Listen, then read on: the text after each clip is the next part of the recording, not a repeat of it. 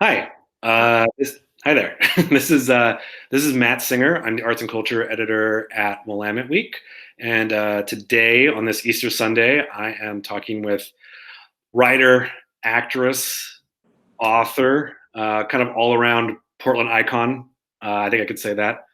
Storm Large. Storm, thank you for talking with me today. Thank you. I'm so busy. I can't believe I could fit you in. Yeah, I appreciate you making time in between, probably cleaning your house and staring out the window. Uh, uh, but for real though, yeah, tell me for real. Tell me what you've kind of been doing during this period to kind of keep yourself occupied. Well, for real, like when I came home from my last tour, which was like in the beginning of March, I was coming home, the news was really ramping up. And people, I have an older audience and Pink Martini has an older audience, symphony audience. And I was like, things are going to get canceled. And if they don't, I'm going to start canceling them. So I started talking to my manager before the whole shutdown. And I was like, we're going to be out of work for a little while. Just buckle up. And so then I started thinking, okay, what am I going to do? How am I going to take care of my band?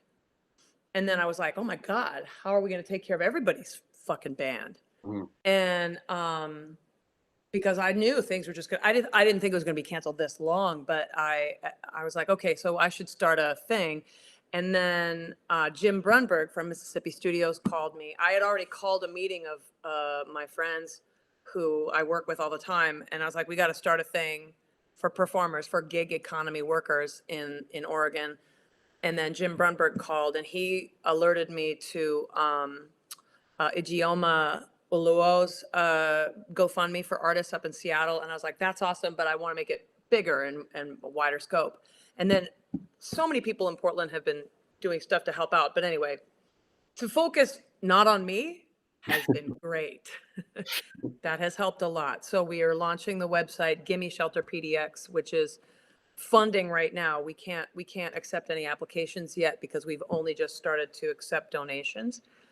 Um, and so that has helped, and also cleaning and basic stuff that you've put on the back burner forever. I'm going to learn GarageBand finally. I've been learning, trying to teach myself songs on the ukulele. Just taught myself an ABBA song. Just uh, trying to not fucking cry every single day and night worrying about my friends who are HIV positive, who are nurses, who have diabetes. I have lots of very fragile family members and people who work in medical fields, and I just can't think too much about it. I have to just kind of keep checking in on them and getting updates and whatnot, but keeping myself busy so I don't freak myself out and become useless in despair. Right. And part of that I know has been you've been doing like virtual concerts. Can you tell me a little bit about that? Is that it's got to be a bit of an adjustment going from performing on and you perform in front of fairly large audiences to performing for an audience that you can't see Yeah, essentially. What's that transition like? it's like sexting. It's like, I mean, it's when I'm by myself, it's interesting and weird, but it's what I was doing was more just like Instagram live, kind of a pajama party. I just like make myself a drink, sit down on my couch, turn on Instagram live, play some songs maybe, um, and just talk. And in Instagram live, you got the scrolling kind of comments. I'd be like, how is everybody doing? What do you need? People are like, will you sing Amazing Grace? Will you try to play Hallelujah?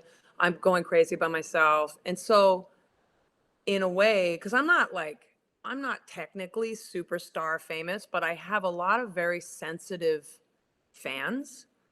Um, One of whom, my number one fan, who I have she's amazing, this amazing, lovely woman. She has one lung, one good eye. She's in her 80s. She's in a wheelchair. She just had a stroke, and so she's in the hospital. And so kind of I do them for her in a way too. Um, in a weird way, it feels I saw a lot of fucking think pieces early on about people like, I'm so fucking sick of celebrities sitting around in their pajamas telling me to like stay home and be okay. I'm like, what are you doing to make people feel better and add comfort other than writing about why celebrities suck for trying to help? But why are you writing about the celebrities? Why don't you write about some asshole friend of yours nobody knows who is also not doing something? How about that? Mhm. People ask celebrities to shine a light on issues so more people will see those issues. And again, I don't really consider myself a celebrity. I'm kind of blue collar. Besides how glamorous and amazing I look right now, I'm sure. But took a whole team to make me look like this, or a staff or crew, whatever the fuck they call it. Anyway, uh, yeah, it helps me as a performer because that's what I know what to do. So it's like, you got to do something. What do you know how to do? I know how to engage people and make people laugh, chuckle, titillate, sing, entertain. Um, so I got to do that. I try to do that. And what it was doing was making people feel more connected and feel seen and happy, and they enjoyed it. It was very casual, like hanging out in my house. And it made me feel less lonely because because I tour so much, I can't even have a fucking plant, not even one of those air plants that you don't Right. have to deal with. So, so it was helping me too. But I had to get off social media for a little while because I got really overwhelmed, and basically my Instagram hangouts were me just starting to cry, talking Mhm. about things and trying to be supportive of people, yet feeling so gutted and alone myself. I was like, I have to go fill up my cup. I have to FaceTime with my loved ones and my tribe and get filled up myself before I can be, it probably sounds so dorky when I say it out loud, but does that make any sense to you? It makes a lot of sense. You mentioned that you have spent the last however long couple decades now, I guess, on the road. Yeah. What have you really learned about yourself in this period where now you've had to be home forced to be home an extended amount of time? What has that taught you about who you are that you maybe didn't know before? Oh, it's like, because I just turned 50, so I know myself pretty well.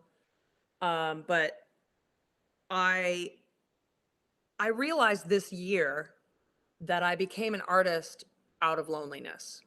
Basically, I wish so much that I could have some awesome like artistic inspiration that really set me on the road to be an artist. But I was like, I'm so fucking incurably lonely that if I can figure out something to do to make people want me around, I'm going to fucking do that. And singing and performing, it came to me naturally. So being alone and unable to do those things, um, in the way that I'm accustomed to, like getting up, getting in a car, like only being home for 3 days to do laundry and repack and get my passport. Uh, it's taught me that I will feel so bereft if I am not being useful, and that is an unsustainable motivation. Um, because I won't be able to tour forever. I won't be able to sing and perform the way I do now forever. And for my entire self-worth to be based on my ability to entertain other people is is just a disaster in the making. It really is. I was very sick in January, and I had thankfully all of January off. But then in February came around, and my schedule was full and I was off to the races, and my voice wasn't better and it wasn't recovering, and I was having panic attacks and I was exhausted, and I'd gone through a really tough breakup, and I was like heartbroken. And so I was dragging ass and scraping anything I had out to crack a joke, to talk about love, to believe in the future, you know. And I fucking would go to bed every night and be like, it's okay if I don't wake up. It's okay if I don't wake up. I can't do this. I'm useless. I'm lying. I'm fucking phony. And so having to be alone and getting a lot of rest and good nutrition. I'm cooking for myself instead of eating in restaurants, which is always good for your health. Getting really healthy, getting as much exercise as I can, and really looking at that and being like, all right, dude, you're okay. You have to fucking be okay, because it's an unreasonable ask to only allow yourself any peace at all if you're fucking running as fast and as hard as you can because your ass is on fire and you're trying to put it out. Mm-hmm. So, What do you think is the first thing you're going to do when this is all over and we're legally allowed to go outside again? oh, I'm gonna hug my baby sister, who's a nurse, as hard as I can. And her kids, my niece and nephew, and strangers, and anybody. I'm just gonna hug the fuck out of everybody. Get fucking laid like a motherfucker. And yeah, um, just thank God we all got through this, and just then get back to work. Awesome. Storm, thank you so much. Thank you, Matthew. Appreciate it.